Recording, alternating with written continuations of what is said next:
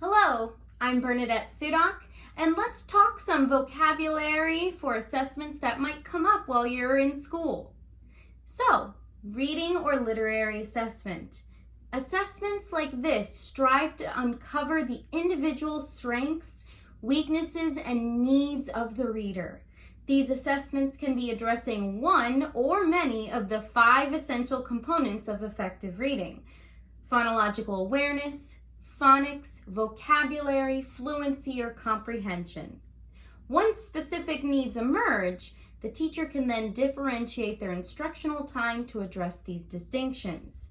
By adjusting activities, small groups, and assignments, every child receives a perfect fit education. Unit tests in reading series for schools are good examples since they contain multiple standards addressed over a set amount of time. A similar follow-up process happens after diagnostic testing. This is much like a pretest.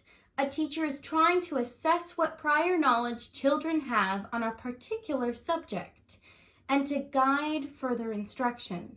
These are much less formalized than reading assessments, and they may take the form of an online game like Kahoot or even a math speech. Another type of assessment is language assessments.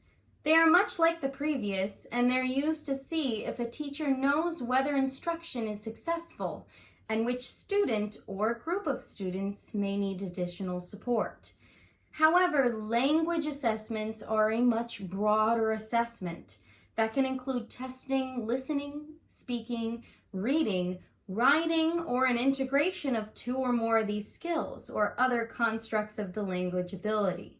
These usually take place in a separate room, or more recently, these assessments are conducted by English language learners specialists for students who are not native English speakers.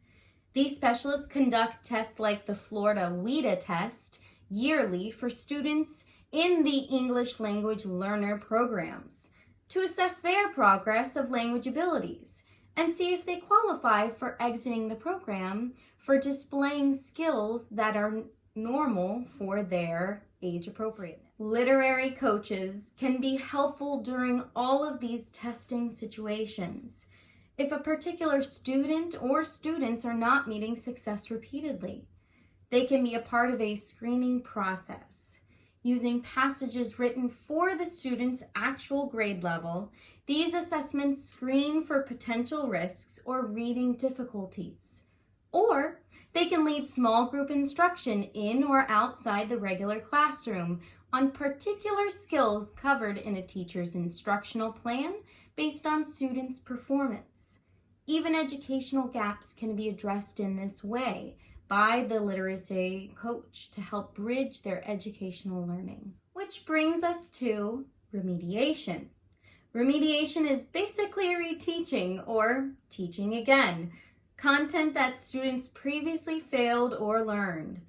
Ideally, remediation or reteaching is done early in the learning process, before any additional skills are layered in or more formally mastered tests or summative exams are administered. Remediation may incorporate different activities to reteach a previously taught skill, like the incorporation of hands-on materials, project-based, or even online programs.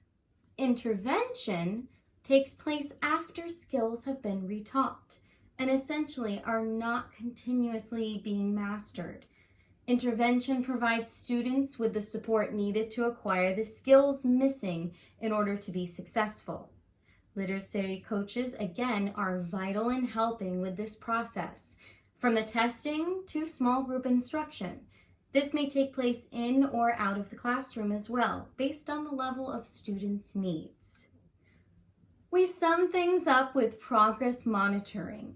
This is used to assess students' academic performance, quantify their rates of improvement or progress towards goals, and determine how are they responding to instruction. You can use progress monitoring for individual students or for an entire class. These can be conducted to receive the most accurate and broad spectrum of results, like on a computer-based program like iReady or SuccessMaker used in the state of Florida. The programs break down their progress by skill set and grade level. Teachers and literary specialists analyze these results to drive instruction, make small group intervention adjustments, or to just gather data for further testing for students who may continuously be showing academic deficits, so that it can be taken to the next level of responding to intervention.